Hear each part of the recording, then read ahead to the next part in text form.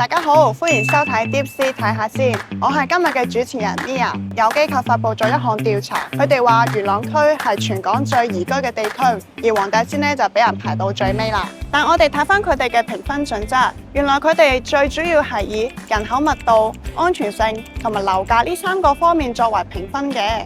我哋一齊仔細睇下佢哋嘅評分標準啦。佢哋嘅評分準則就分咗3個方面。第一係人口密度方面，位列榜尾嘅黃大仙區，主因係因為人口密度高，被指為不吸引嘅地區之一。第二係安全性方面，根據資料，犯罪率最低嘅3個地區，一係佢哋離市區比較遠，或者有警察總部喺當區。另一方面，佢哋都用樓價去評估一個地區係咪最實惠，例如中西區、南區以及灣仔區。呢3個區嘅平均尺價係全港最高嘅3個區份。相反，離市區較遠嘅元朗、北區同埋屯門就係平均尺價最低嘅地區，所以佢哋覺得呢3個地區嘅住宅性價比較高。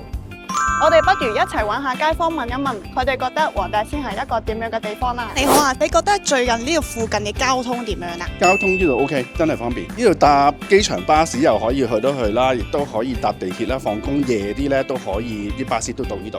你去咩地方都可以翻嚟，都可以停龍翔道或者係蒼龍道咯。非常之方便，因為我都係住喺地鐵站隔離嘅啫。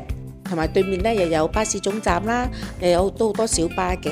呢度附近非常之方便啦，係啊，最好嘅優勢就係好近地鐵站啦，係啊，咁就算搭巴士啊都好多選擇。附近交通其實係好方便嘅，因為鑽石山咧係位於2條線，我可以搭屯馬線啦，亦都可以搭翻調景嶺線啦，去九龍啊或者係其他唔同嘅地方啦。咁除此之外咧，其實佢亦都係好近龍翔道嗰邊啦。咁所以變咗其實基本上有巴士其實都可以去到一啲我經常要出入嘅地方啦。譬如你話屯門、元朗，甚至乎九龍區，咁其實都係好方便嘅地方。你覺得平時購物啊、買嘢啊方唔方便你啊？啲商鋪進駐咗個商場就好方便啦。呢度購物真係比我想象中係便利得多。呢個樓下落去咧就好快去到超市啦，好多嘅便利店啦。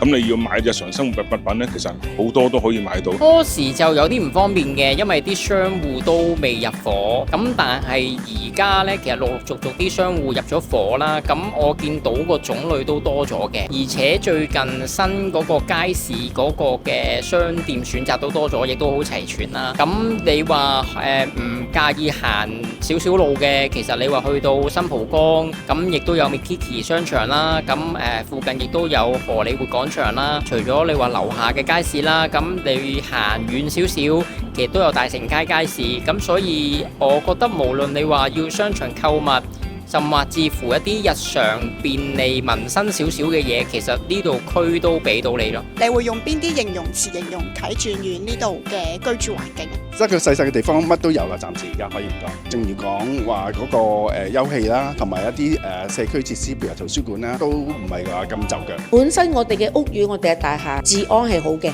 即係起碼把關嘅保安都做得好好，咁我都覺得係好安全嘅。即係起碼我哋咁多年嚟附近都冇乜嘢太大嘅特別事發生過。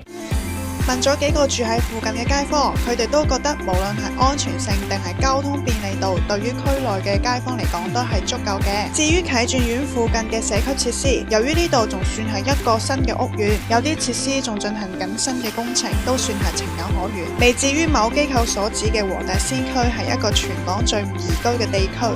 如果大家中意呢條片嘅話，記得點讚分享呢條片出去，仲有記得訂閱我哋 Deep C 睇下先呢個 channel 啦。